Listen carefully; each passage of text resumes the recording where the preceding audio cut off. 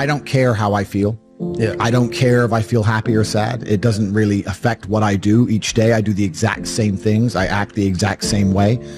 I don't care. Yeah. I don't put weight to the significance of the emotion.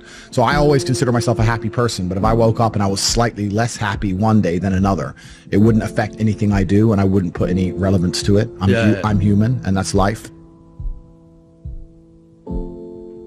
But truthfully, it doesn't matter if it's getting a girl or it's making money or it's getting status. It doesn't matter what it is. As a man, we live in hyper-competitive environments. I don't think enough men understand how competitive the world is.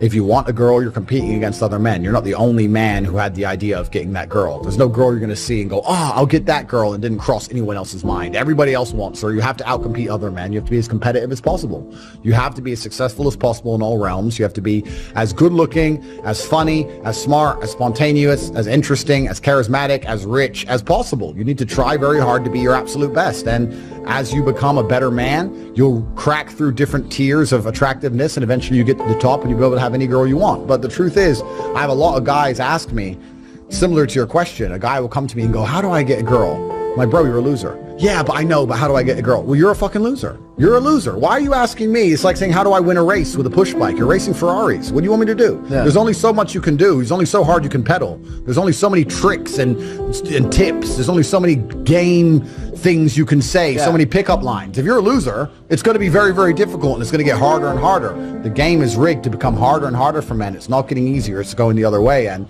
if you're going to be on a racetrack and there's going to be Ferraris there, and you're going to be on a pedal bike or in a Nissan, you're going to get smoked. That's the game. You have to up yourself. You have to improve yourself. I'm not going to lie to anybody here and say you don't have to improve yourself. You can stay a loser and get chicks, because you can't. I don't understand how many humans function in the world today. I don't get people who don't think like me. I don't understand it. I'm like, well, then how have you survived this long? Life is hard. Life is difficult. Maybe I've just been unlucky, which I don't believe in, but I've had so much trauma and bad events and negativity and stress and all these things that have happened to me, and I've used all of it to be monumentally successful.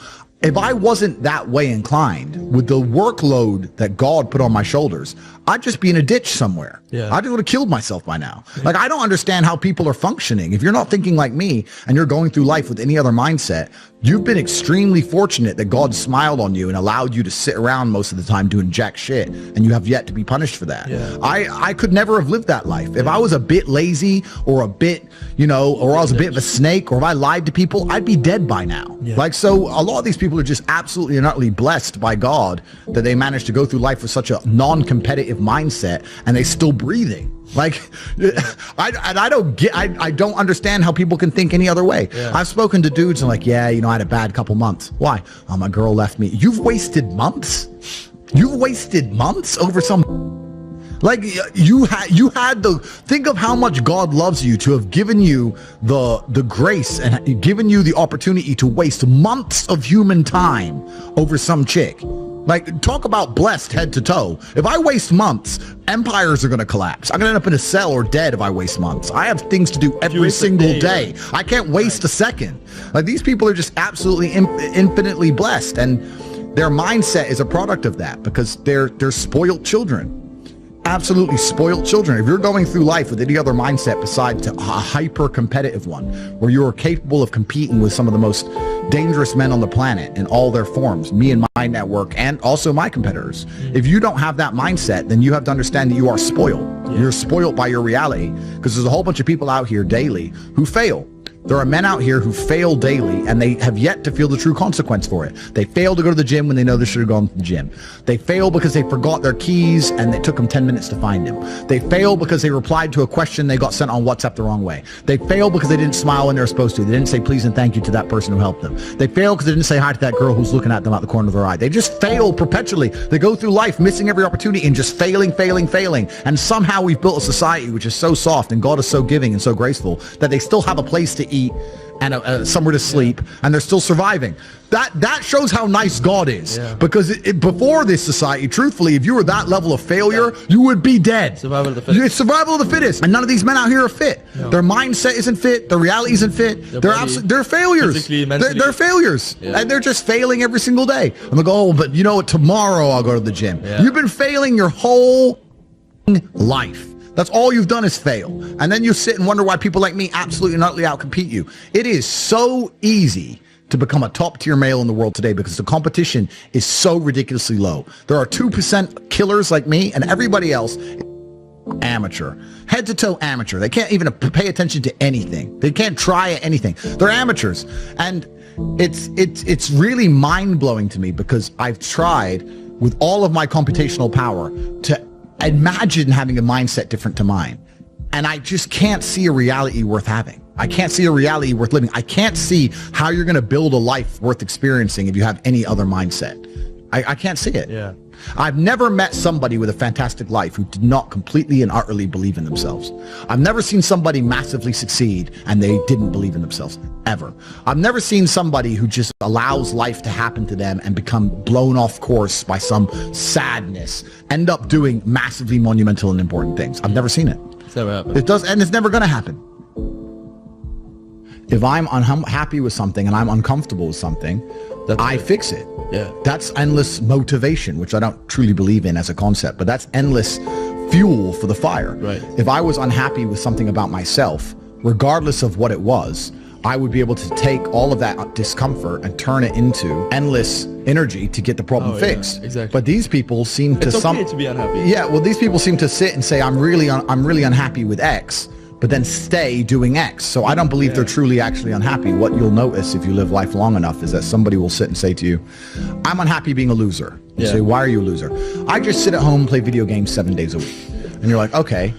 And maybe 3 days of the week they're unhappy doing that. And that's the time they email you and that's the time they want to make a change. But 4 days of the week, they don't really, it doesn't really bother them. It doesn't really bother them. Because if it bothered them 7 days a week, guess what? They would fix it. Correct. So I have very little sympathy for people.